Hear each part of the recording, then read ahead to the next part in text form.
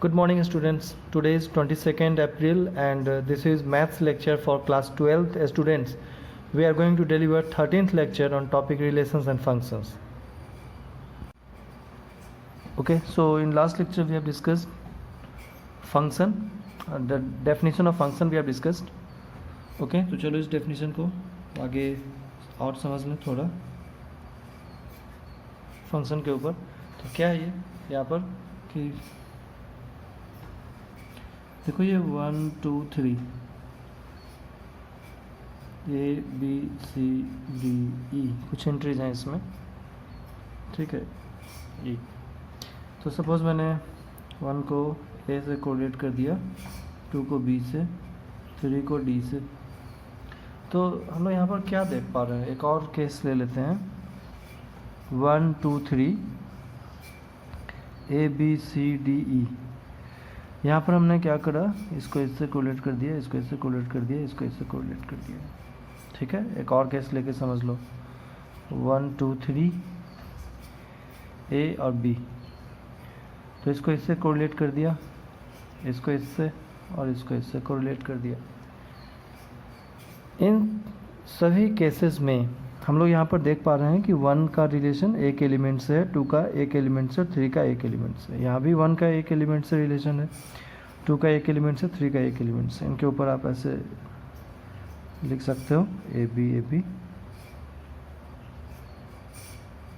और हम लोग ए टू बी डिस्कशन कर रहे हैं, ठीक है. वेयर ए को अभी हमने 1 2 3 लिया है और बी को A B C D और E लिया है. तो function from A to B, एक बात और मैं बता दूं आज, देखो function from A to B, function को F से लिखते हैं और ऐसे such that A to B ऐसे लिखा जाता है. Function from A to B इसको बोलते हैं, function from A to B बोलते हैं इसको, ठीक है. ये सिंबल है, नोटेशन है, इसको यूज़ किया जाता है. तो ए टू बी फंक्शन बन रहा है, हम इसको चेक कर सकते हैं. इसका 1 रिलेशन है, इसका 1 रिलेशन, इसका 1 रिलेशन है. सेकेंड केस में देखो इसका 1 रिलेशन है, 2 का B से रिलेशन है, 3 का भी B से रिलेशन है तो 1 रिलेशन ही. 2 का भी 1 है, 3 का भी 1 है. यहाँ पर 1 का भी 1 रिलेशन है, A से. 2 के कितने रिलेशन है, 2 का कनेक्शन B से है, 1 रिलेशन. 3 का कनेक्शन किससे है, B से, 3 का 1 रिलेशन है. तो तीनों ही केस में फंक्शन है. अब आप राइट सेट से देखो क्या हो रहा है.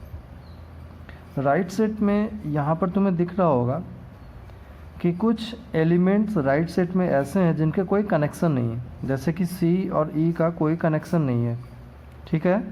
फिर भी ये फंक्शन तो है ना, क्योंकि फंक्शन होने के लिए हम लेफ़्ट टू राइट चेक करते हैं, राइट टू लेफ़्ट नहीं. लेफ़्ट सेट की ऑल एंट्रीज का 1 एंड ओनली 1 रिलेशन होना चाहिए इधर, ठीक है. राइट टू लेफ़्ट नहीं चेक करते हैं, लेफ़्ट टू राइट चेक होता है. यहाँ भी लेफ़्ट टू राइट चेक करके फंक्शन बताया, इसको भी लेफ़्ट टू राइट चेक किया, इसको भी लेफ़्ट टू राइट चेक किया जाता है फंक्शन के लिए. अब जब फंक्शन बन गया तो हम लोग राइट सेट की कैरेक्टरिस्टिक को स्टडी कर रहे हैं अभी. यहाँ पर देखो we have some extra element in right set, मतलब in set B, C and E which has its no relation with set elements. Set elements के साथ कोई रिलेशन नहीं है. यहाँ पर भी कुछ एलिमेंट्स हैं C D E जिनका सेट A के साथ कोई रिलेशन नहीं है. यहाँ पर ऐसे कोई एंट्रीज नहीं है जिनका सेट A के साथ कोई रिलेशन नहीं है, सभी का कुछ ना कुछ रिलेशन है. तो कहने का मतलब क्या है. और एक केस और आप सेकेंड में देख सकते हो, यहाँ पर एक एलिमेंट B है जिसके दो रिलेशन है. तो हम राइट टू लेफ़्ट देख रहे हैं, ठीक है. हमेशा याद रखें कि फंक्शन पता करने के लिए, आइडेंटिफाई करने के लिए पहले तो आप लेफ़्ट टू राइट चेक कर लो. अब हम लोग सेट B के कैरेक्टर को ऐसे बता सकते हैं कि in set B we may have some element which has its no preimage, है ना. 2 टर्म यूज़ किया था, इमेज और प्री इमेज यूज़ करा था हमने, याद है. इमेज जैसे 1 का इमेज A है, ये लास्ट लेक्चर में डिस्कस हुआ था. 2 का इमेज B है, A का प्री इमेज 1 है, B का प्री इमेज 2 है, 3 का इमेज D है, D का प्री इमेज 3 है. ये इमेज प्री इमेज होता है. तो इमेज तो एक ही हो सकता है, ऑलवेज याद रखेंगे. इमेज एक ही हो सकता है, इमेज 2 नहीं हो सकते. इमेज 2 हो जाएंगे तो फंक्शन ही नहीं बनेगा, है ना. आप लिख सकते हो इमेज इज ऑलवेज 1, है ना. इमेज इज़ ऑलवेज वन बोल सकते हैं, इसको बोलते हैं यूनिक। इमेज हमारा यूनिक आएगा, वन का इमेज एक ही आएगा, ए यहाँ पर आ रहा है, इमेज हमेशा एक ही आएगा, टू का इमेज बी आएगा, थ्री का इमेज डी आएगा, एक ही आएगा। लेकिन प्री इमेज की बात करें तो यहाँ पर तो प्री इमेज एक ही आ रहा है, बट आप यहाँ पर देखो तो बी का प्री इमेज कितने आ रहे हैं, दो प्री इमेज आ रहे हैं, तो प्री इमेज यूनिक नहीं होता है। प्री इमेज दो दो हो गए, यहाँ पर 2 और 3 हो गए ना, प्री इमेज दो दो प्री इमेज हो गए, यहाँ पर भी दो दो प्री इमेज हो गए, तो हम लिख सकते हैं प्री इमेज। अच्छा, प्री इमेज पर एक बात और भी देख सकते हो कि we have some elements in set B which has its no preimage, कोई प्री इमेज है ही नहीं, तो pre number of preimage ऐसे लिख सकते हैं इसको, number of preimage of, है ना, सेट बी एलिमेंट। यहाँ पर हम दो सेट ए और बी की बात कर रहे हैं, तो number of preimage of set B element may be 0 हो सकता है, एक भी प्री इमेज ना हो, जैसे देखो सी और ई का एक भी प्री इमेज नहीं है, और 1 एक हो सकता है, और मोर देन 1, और मोर देन 1 हो सकता है। ये बात समझ में आ रही है?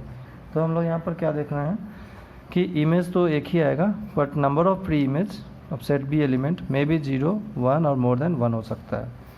इमेज इज़ ऑलवेज 1, इमेज हमेशा 1 आएगा, ठीक है। Number of preimage of set B element, या राइट सेट बोल सकते हैं सेट बी की जगह पर, कोई ज़रूरी थोड़ी है कि हर जगह सेट ए और बी हो। अभी तो हमने डिस्कशन के लिए ए और बी लिया, हो सकता है सेट सी और डी हो, ई और एफ हो, जी और एच हो, कुछ भी हो सकता है। तो उसमें प्री इमेज तो हमेशा राइट टू लेफ्ट आएगा ना, तो अभी राइट पर बी है इसलिए मैं बी लिख रहा हूँ, आप इसको राइट सेट भी बोल सकते हैं। तो number of preimage of right set element में भी 0, 1 और मोर देन 1 ऐसा हो सकता है। ओके, चलो अब आगे बढ़ते हैं। अब हम लोग कुछ बात कर लें डोमेन, कोडोमेन और रेंज की। वैसे ये तुमने +1 में भी पढ़ा होगा। यहाँ पर देखो, left all entries of left set, ऐसे बोल सकते हैं कि all entries of left set is domain, domain, all entries of left set is domain for F A to B. अगर फंक्शन ए टू बी है तो all entries of A is domain. अगर तुम ए टू बी बात कर रहे हो function की, set A to set B, तो all entries of A is domain है, समझ गए।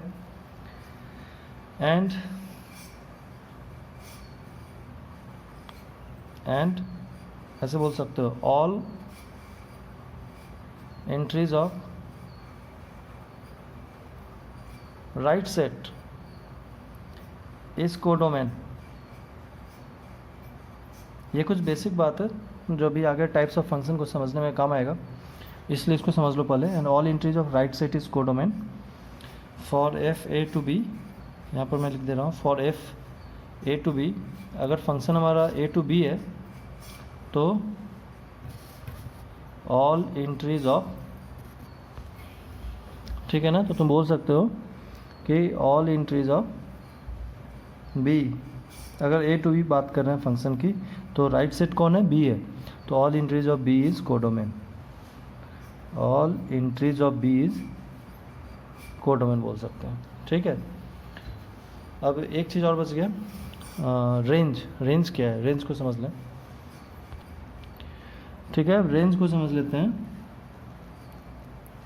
तो रेंज में क्या होगा, only that element of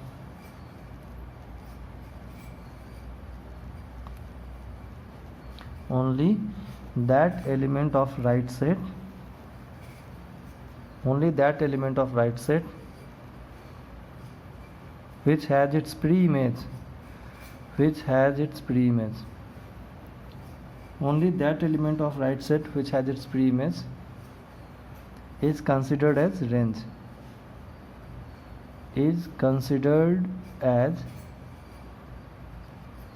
range। तो देखो यहाँ पर क्या लिखा है, only that element of right set.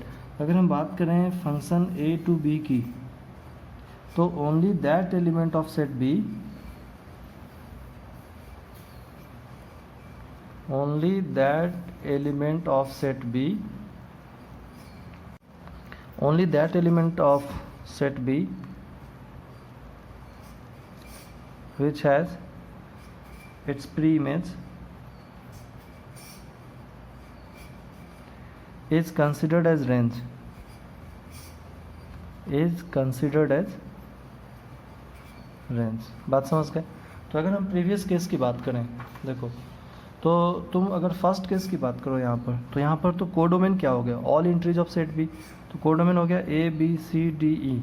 लेकिन रेंज क्या होगा, रेंज क्या होगा, चलो एक बार मैं फिर से बताता हूँ। डोमेन क्या हो गया, all entries of set A 1 2 3। Codomain क्या हो गया, A B C D E, all entries of right set set B. और रेंज क्या होगा, only that element of right set which has its preimage, जिसका प्री इमेज है।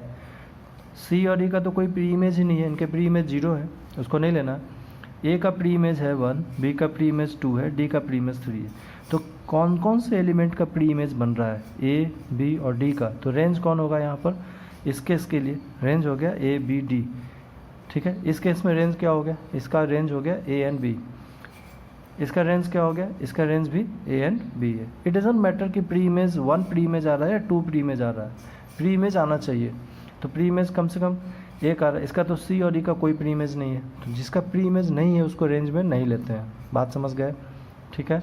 चलो एक केस का मैं लिख देता हूँ यहाँ पर फिर से, 1 2 3 ए बी सी डी है ये, मान लो फॉर एग्जांपल समझने के लिए एक जगह लिख देता हूँ 1 2 3 ए बी सी डी है, ये सेट है, ये सेट बी है। इसका रिलेशन ए से दिखा दिया, इसका बी से दिखा दिया, मान लिया इसका मैंने ई से दिखा दिया, ठीक है। तो यहाँ पर एक बार ही हम लोग डोमेन कोडोमेन रेंज लिख देते हैं। डोमेन क्या होगा, कोडोमेन क्या होगा और रेंज क्या होगा। जिस वैसे तुमने तो इसे +1 के सिलेबस में पढ़ रखा होगा, बट यहाँ पर एक बार रिकॉल करा लेते हैं, जिससे आगे टाइप्स ऑफ फंक्शन समझने में दिक्कत नहीं आएगी। तो देखो डोमेन क्या है, all entries of left set या सेट ए, यहाँ पर तो लेफ्ट सेट या सेट ए 1 2 3 ऐसे लिखते हैं इस तरीके से। कोडोमेन क्या है, all entries of right set, all entries of right set, तो ए बी सी डी ई, ये कोडोमेन हो गया। और रेंज क्या हो गया, only that element of right set which has its pre image. तो किसका किसका प्री इमेज है, ए का है, बी का है और ई का है। सी और डी का तो कोई प्री इमेज नहीं है, तो तुम लिखोगे A B and E, A comma B comma E. समझ गए। इस तरह से डोमेन कोडोमेन और रेंज हम लोग लिखते हैं, ठीक है। तो अब हम लोग समझेंगे टाइप्स ऑफ फंक्शन। अब आप समझोगे types of function. Types of function यहाँ पर क्या है, टाइप्स ऑफ फंक्शन में देखो मैंने एक सेट ए लिया, दूसरा सेट बी लिया, ठीक है। इसमें कुछ एंट्रीज ली हमने 1 2 3, और इसमें कुछ हमने एंट्रीज लिया ए बी सी डी और ई। मैं इधर एक सेट ले रहा हूँ, उसके अंदर एंट्री है 1 2 3। यहाँ पर मैंने एक सेट लिया, उसके अंदर एंट्री है ए बी एंड सी। तो यहाँ और एक ले लेते हैं एग्जांपल 1 2 3, और इसके अंदर एंट्रीज है A and B, A and B, A and B. इसको हमने कुछ इस तरीके से यहाँ पर कनेक्ट कर लिया ऐसे।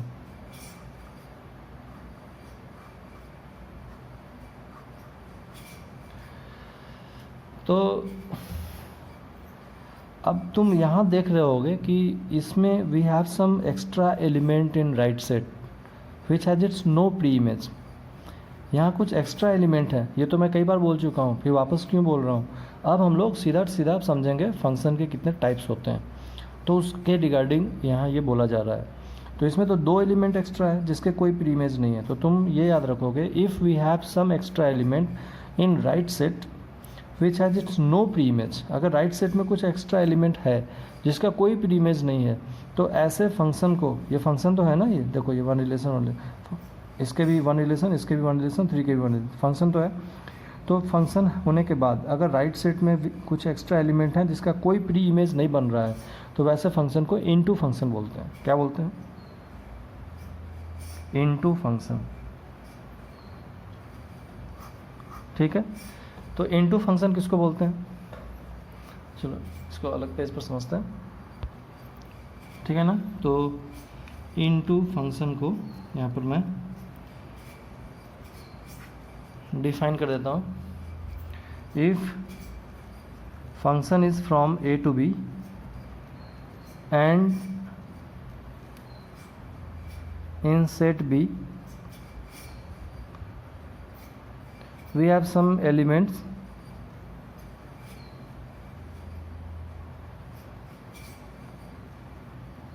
which has its no pre-image,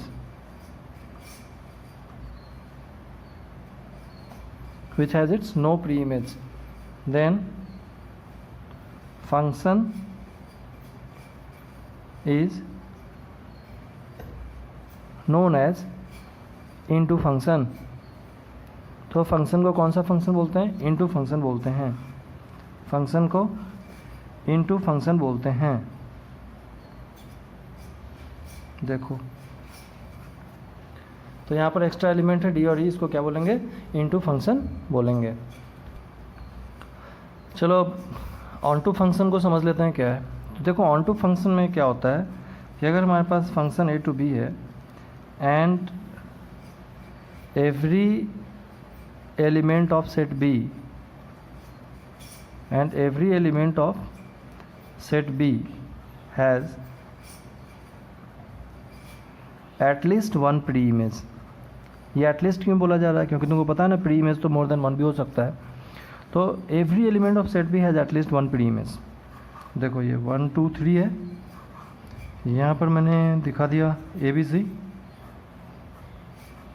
तो ये every element of set B का प्री इमेज होना चाहिए, कम से कम एक होना चाहिए। कम से कम एक क्यों बोल रहा है, क्योंकि मान लो अगर मैं यहाँ पर एलिमेंट कम कर दूँ तो यहाँ देखो बी का कम से कम बी का एक प्री इमेज है, ए के दो प्री इमेज है, इसीलिए एटलीस्ट वर्ड का यूज़ किया गया है, has at least one pre image.